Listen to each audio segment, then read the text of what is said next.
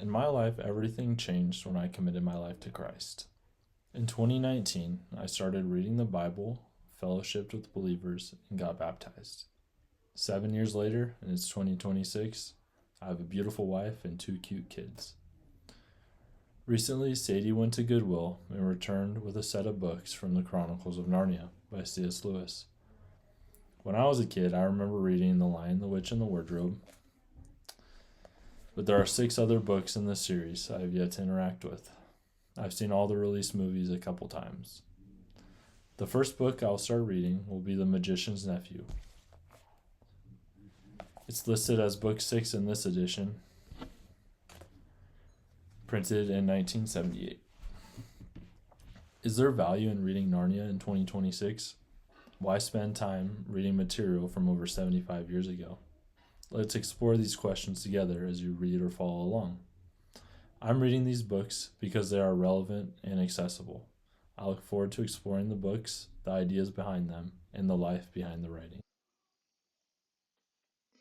Before I started reading The Magician's Nephew, the book felt distant and unfamiliar. I had no idea what to expect, except for a sentence on the back of the book that reads, "The Magician's Nephew, how Aslan created Narnia and gave the gift of speech to its animals." The book introduces us to two kids, Diggory and Polly, in London, set before the events in The Lion, the Witch, and the Wardrobe. We meet Diggory's Uncle Andrew, who gives the kids rings enchanted with magic. These rings, when touched, bring the children to a world separate than ours. The first place they visit is called the Wood Between the Worlds. Polly and Diggory travel out of the woods and into a ruined land still different than ours. They walk through the remains of a castle, when they see a bell, a hammer, and a riddle. Polly has doubts, but curiosity gets the better of the boy, who rings the bell. This act from Diggory gives life to a queen, whose name is Jadis. We learn from her this place is called Charn, and this is where Queen Jadis destroyed everyone and everything so she could live. Upon learning this, the children view her more as a witch and less as a queen. Using the rings to escape from this situation, they inadvertently take the witch with them back to Uncle Andrew's study. A chaotic scene follows when Jadis demands to be treated as a queen in then present-day London. In an attempt to resolve the chaos, the kids use the rings again, this time bringing Jadis, Uncle Andrew, a cab driver, and his horse with them. What the lot of them witness next is remarkable.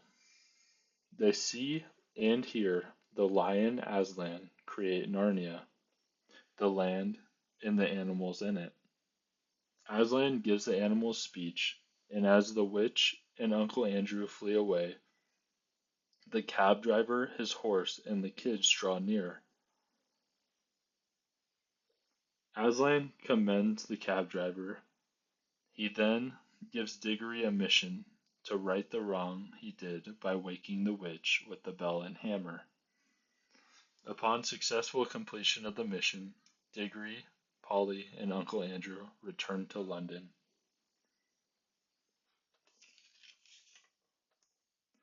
Uncle Andrew was selfish and tricked the kids at the start of the book.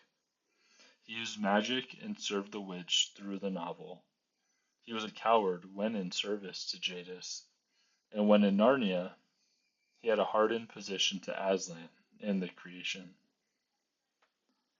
The cab driver, later named to King Frank, was an uneducated, lowly man. Aslan alludes to the fact that they knew each other.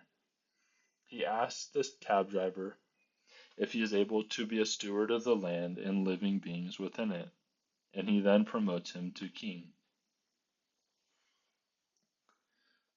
What surprised me most was the readability of this book. It was very easy and fun to enjoy. There were two parts I felt were a bit slow, the beginning and later on in the book, when the narration switched back and forth to Uncle Andrew's point of view. The rest of the book was brilliant and even funny at times.